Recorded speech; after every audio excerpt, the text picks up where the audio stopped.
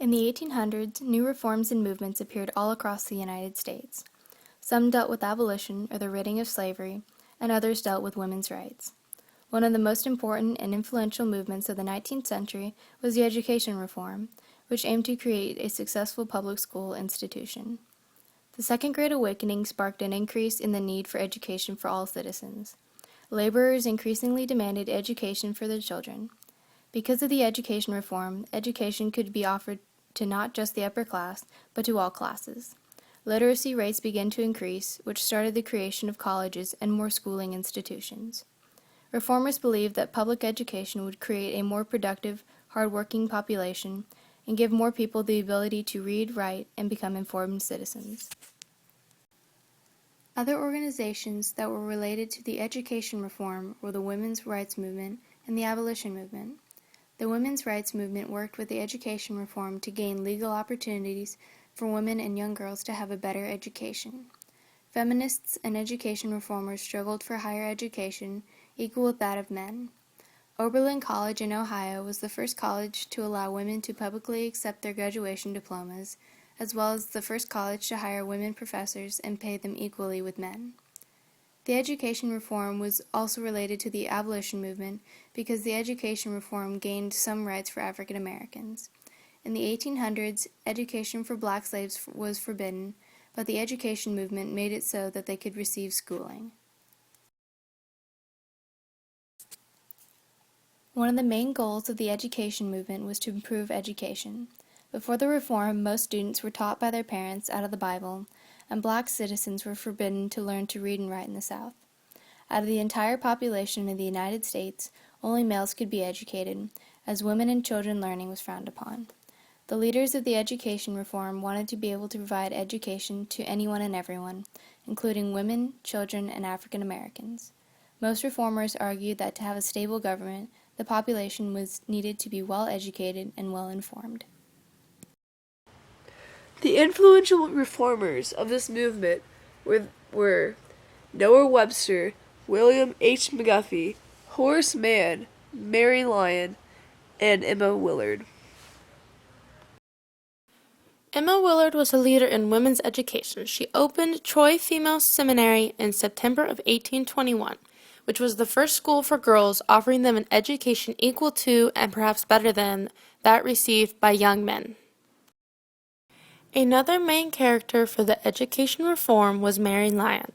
She anticipated a change in the role of women and equipped her pupils with an education that was comprehensive, rigorous, and innovative, with particular emphasis on the sciences. She required 7 courses in the sciences and mathematics for graduation, which was unheard of at the other female seminaries at the time. She introduced women to a new and unusual way to learn science, laboratory experiments which they performed themselves.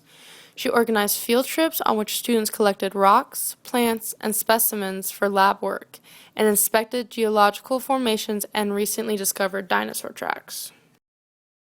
William H. McGuffey is known as the schoolmaster of the nation. His elementary school series, starting with the Celtic First Reader, was published between 1836 and 1857. In this collection of didactic tales, aphorisms, and excerpts from great books, the readers reflect McGuffey's view that the proper education for young people required their introduction to a wide variety of topics and practical matters from an early age. Noah Webster, who is known as the father of American Christian education, wrote the first American dictionary and established a system of rules to govern spelling, grammar, and reading. This master linguist understood the power of words, their definitions, and the need for precise word usage in communication to maintain independence. Horace Mann was a main character in the education reform. Mann's commitment to the common school sprang from his belief that public stability and social harmony depended on education, a basic level of literacy and inculcation of common public ideas. Mann was influential in the development of teacher training schools and the earliest attempts to professionalize teaching. He was not the first to propose state-sponsored teacher training institutions, but in 1838 he was crucial to the establishment of the first normal schools in Massachusetts. These developments were all part of man's driving determination to create a system of effective, secular, universal education in the United States. The first Lycan was founded in 1826 in Millbury, Massachusetts by Joshua Holbrook, a teacher and lecturer. They were an early form of organized adult education that had a widespread popular appeal in the northeastern and midwestern United States. In communities hungry for knowledge, the idea soon caught fire and expanded to include home talent productions of essays, discussions, debates, and lectures. A major topic in the early years was the establishment of public schools. The Lycan movement was led by voluntary local associations that gave people an opportunity to hear debates and lectures on topics of current interest. Oberlin College had a reputation as a center for abolitionist activities, and many of the college's presidents embraced these efforts. These efforts started with Reverend John J. Shippard and Philo P. Stewart, who founded the college in 1833. They adopted the ideas of the man who inspired them, Pastor John Frederick Oberlin, who pioneered educational programs and established schools in poor communities.